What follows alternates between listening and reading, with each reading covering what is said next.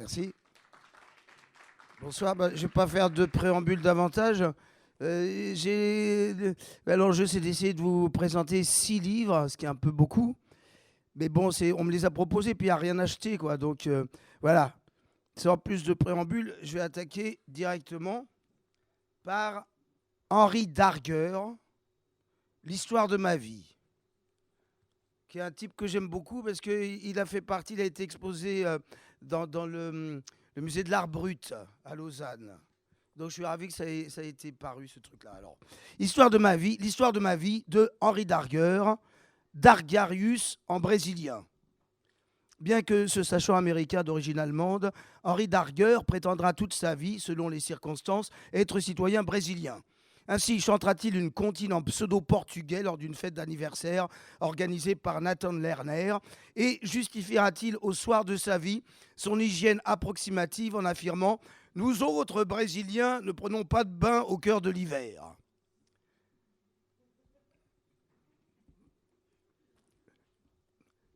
Né au mois d'avril, le 12 en l'année 1892, en quel jour de la semaine, je ne l'ai jamais su, car on ne me l'a jamais dit, et je n'ai pas cherché à le découvrir.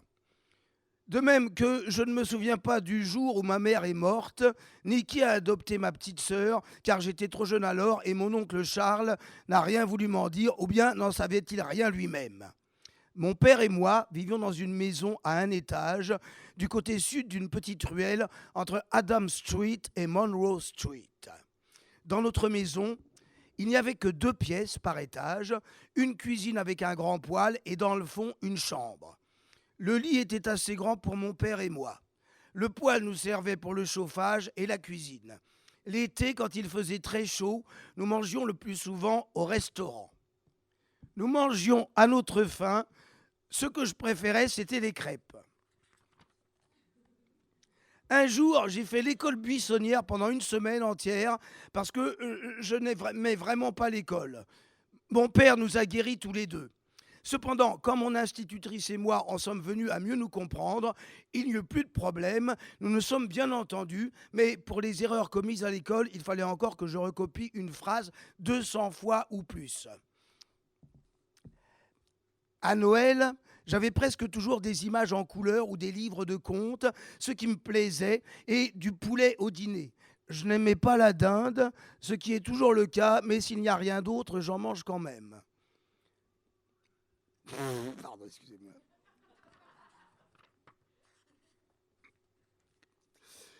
Excepté les moments où je m'amusais seul, ma vie était très ordinaire.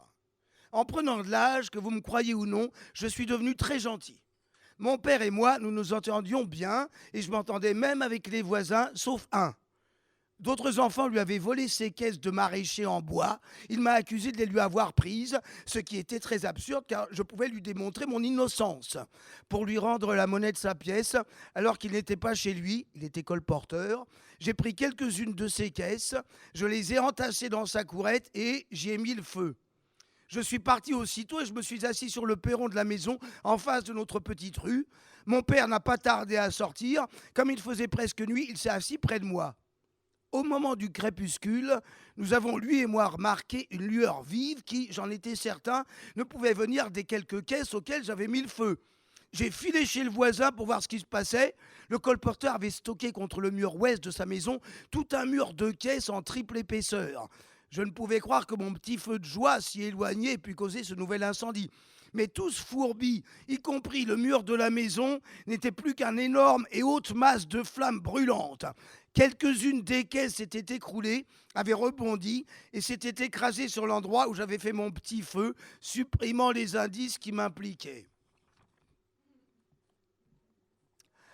Un autre incident s'est produit durant ma jeunesse, lorsque, sans que nous nous y attendions le moins du monde, on m'a pris à mon père et fourré dans le train jusqu'à un foyer pour petits garçons situé à Morton Grove. Je n'y suis pas resté longtemps, cependant puisque mon père est venu me chercher et m'a ramené à la maison pour de bon, puisque cela ne s'est pas reproduit. La raison en était simple. Personne ne pouvait raconter des histoires à mon père, pas même les gens de loi. Au début de mon premier semestre à l'école Skinner, ma maîtresse s'appelait Mrs. Dewey. C'était une lointaine parente de l'amiral Dewey, héros de Manille.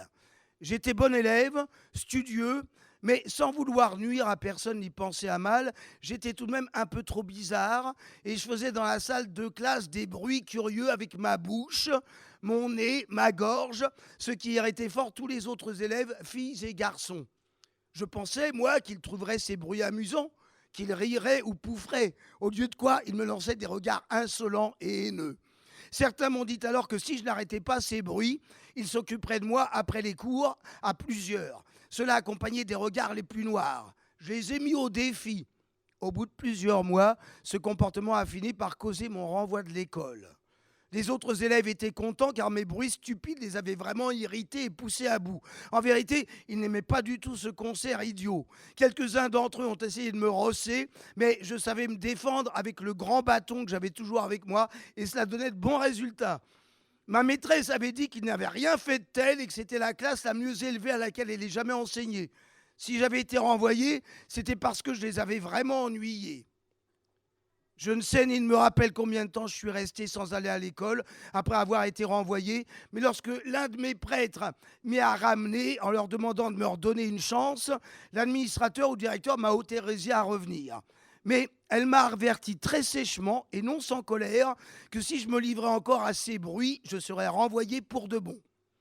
Comme j'avais complètement oublié et que je ne me souvenais pas des bêtises que j'avais faites, je n'ai pas compris pourquoi elle me parlait sur un ton si mauvais. J'aurais volontiers protesté, mais le père Minet m'a lancé un regard qui me signifiait clairement d'être prudent. Cependant, j'ai réintégré l'école, j'avais si curieusement changé, je ne me souvenais toujours pas de ce que j'avais fait d'incorrect la première fois. Mais croyez-moi, et le ciel le sait bien, j'étais à présent l'un des élèves les plus sages. Voilà pour Henri d'Argueur. Alors,